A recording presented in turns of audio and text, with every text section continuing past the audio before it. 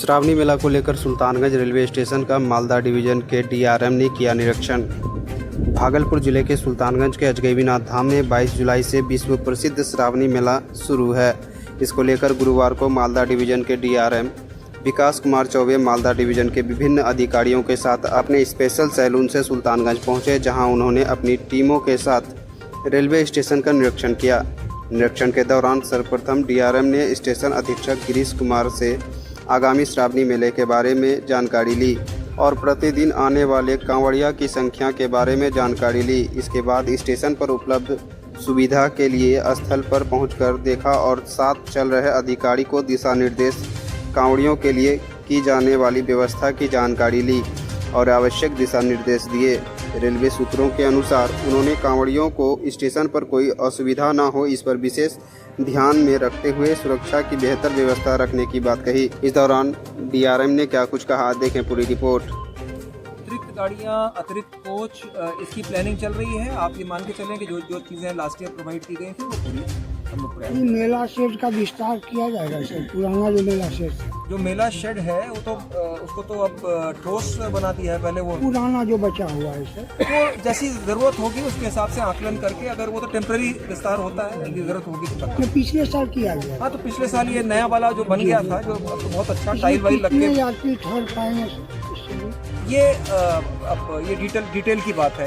आप ही देख ही रहे हैं कि काफी बड़ा परिसर बना हुआ है। मैंने आपको ये कहा कि यहाँ पे यात्री ठहरना प्राथमिकता नहीं होना चाहिए, उसका मैंने रीजन सही बात। तो सर इस बार श्रावणी मेला में ऐसा क्या कुछ नया कुछ देखने को मिलेगा सुल्तानगंज रेलवे की ओर से विशेष चीजें मैं आपको बताऊं कि जो अमृत स्टेशन का जो डेवलपमेंट हो रहा है, तो एक तो ट्रेन इंडिकेशन बोर्ड, एक कोच इंडिकेशन बोर्ड, ये चीज़ें यहाँ पर नहीं थी, ये हम चालू कर देंगे मेला के पहले।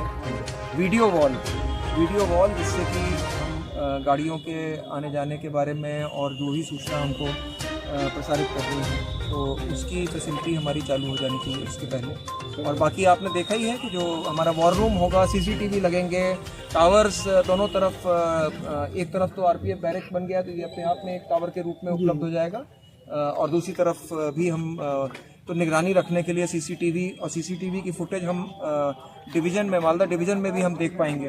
तो इस प्रकार से हर तरह से सुविधा की, पानी, खाने की व्यवस्था, हर तरह से जो है यात्री की सुविधा पर ध्यान रखा जाएगा और उसकी कड़ी निगरानी रखी जाएगी। सर दोनों घाटों पर सर रेलवे को डिस्प्ले बोर्ड लगाना, ये सुझाव अभी मुझे मिला है और हम करेंगे इसको।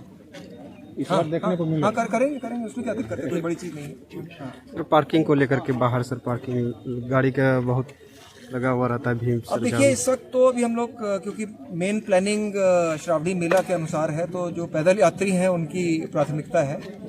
बाकी पार्किंग के लिए जो भी समस्याएं हैं, अभी हमारी पूरा काम हो जाने दीजिए, क्योंकि अभी तो पूरा यहाँ पर काया पलट होनी है पूरी इसके सामने के एरिया की, और तो उसके बाद उस सुविधा का सलूशन भी किया जाएगा।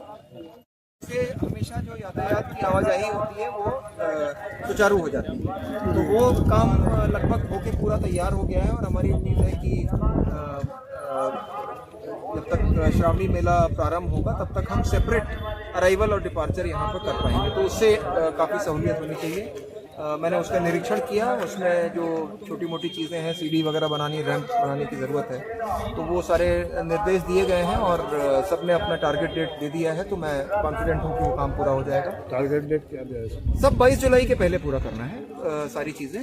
दूसरी चीज़ ये है कि जो हमारा एक वॉर रूम बनेगा, वॉर रूम का मतलब कि जहाँ से हम पूरे स्टेशन पर निगरानी रख सकें। हमारी 2-3 प्राथमिकताएं हैं।